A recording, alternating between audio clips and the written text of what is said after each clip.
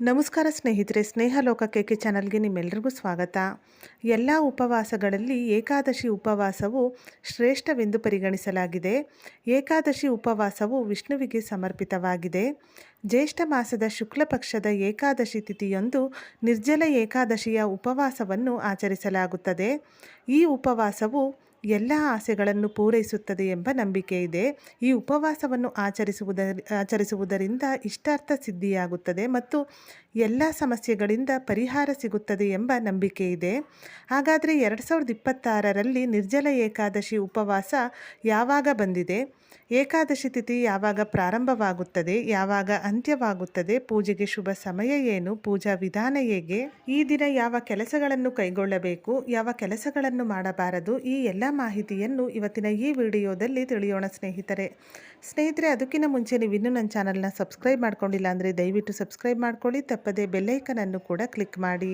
ಸ್ನೇಹಿತರೆ, ಈ ಬಾರಿ ಅಂದರೆ 2026ರಲ್ಲಿ ನಿರ್ಜಲ ಏಕಾದಶಿಯು ಜೂನ್ 25ನೇ ತಾರೀಕು ಗುರುವಾರದಂದು ಬಂದಿದೆ.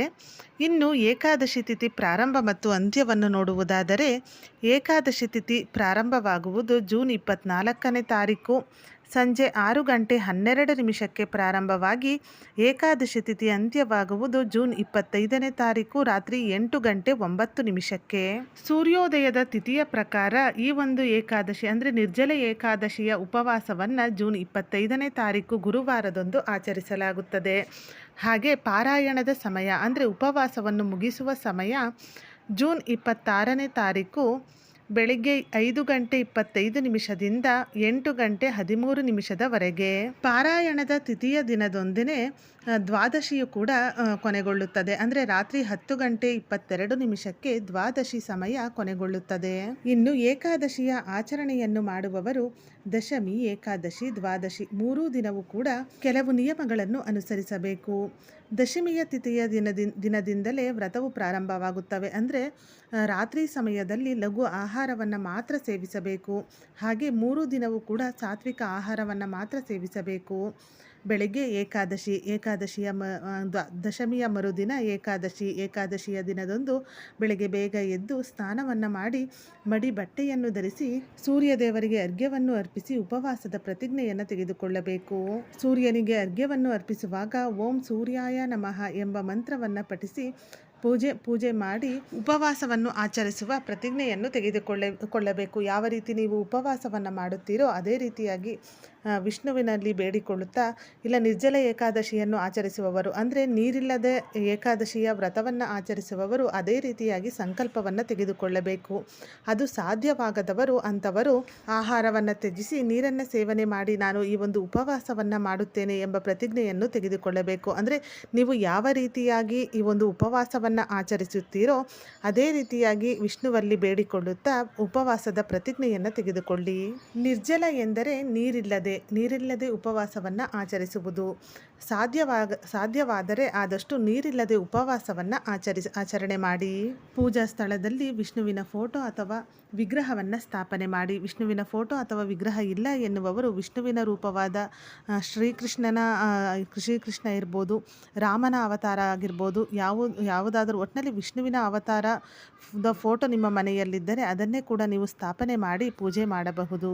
ವಿಷ್ಣುವಿನ ವಿಗ್ರಹವಿದ್ದರೆ ವಿಗ್ರಹಕ್ಕೆ ಅಭಿಷೇಕ ಮಾಡಿ ಓಂ ನಮೋ ಭಗವತೆ ವಾಸುದೇವಾಯ ನಮಃ ಎಂಬ ಮಂತ್ರವನ್ನು ಪಠಿಸಿ ವಿಷ್ಣುವಿನ ಮೂರ್ತಿಗೆ ಶ್ರೀಗಂಧವನ್ನು ಅರ್ಪಿಸಿ, ಹಾಗೆ ಅರಿಶಿನ ಕುಂಕುಮವನ್ನು ಅರ್ಪಿಸಿ, ಹೂಗಳಿಂದ ಅಲಂಕಾರ ಮಾಡಿ, ಧೂಪ ದೀಪ ತುಳಸಿ ಎಲೆಗಳನ್ನು ಅರ್ಪಿಸಿ, ಬಾಳೆಹಣ್ಣು ಹೀಗೆ ವಿಷ್ಣುವಿಗೆ ಪ್ರಿಯವಾದ ವಸ್ತುಗಳನ್ನು ಅರ್ಪಿಸಿ ಪೂಜೆ ಮಾಡಿ. ಹಾಗೆ ಏಕಾದಶಿಯ ಉಪವಾಸದ ಕಥೆಯನ್ನು ಓದಿ ಅಥವಾ ಕೇಳಿ. ವಿಷ್ಣುವಿನ ಜೊತೆಗೆ ಈ ದಿನದಂದು ನಿಮ್ಮ ಮನೆಯಲ್ಲಿ ಲಕ್ಷ್ಮಿಯ ಫೋಟೋ ಅಥವಾ ವಿಗ್ರಹವಿದ್ದರೆ ಅದನ್ನು ಕೂಡ ಸ್ಥಾಪನೆ ಮಾಡಿ ಪೂಜೆ ಮಾಡಿ.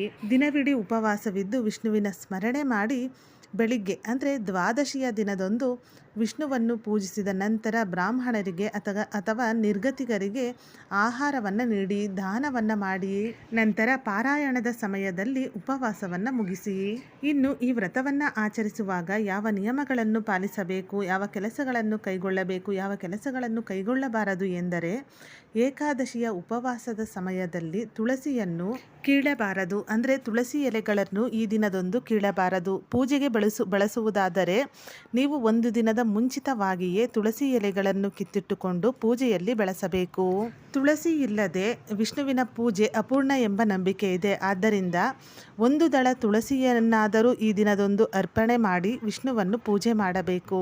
ಹಾಗೆ ಈ ಏಕಾದಶಿಯ ದಿನದಂದು ತುಳಸಿ ಗಿಡಕ್ಕೆ ನೀರನ್ನು ಕೂಡ ಅರ್ಪಿಸಬಾರದು.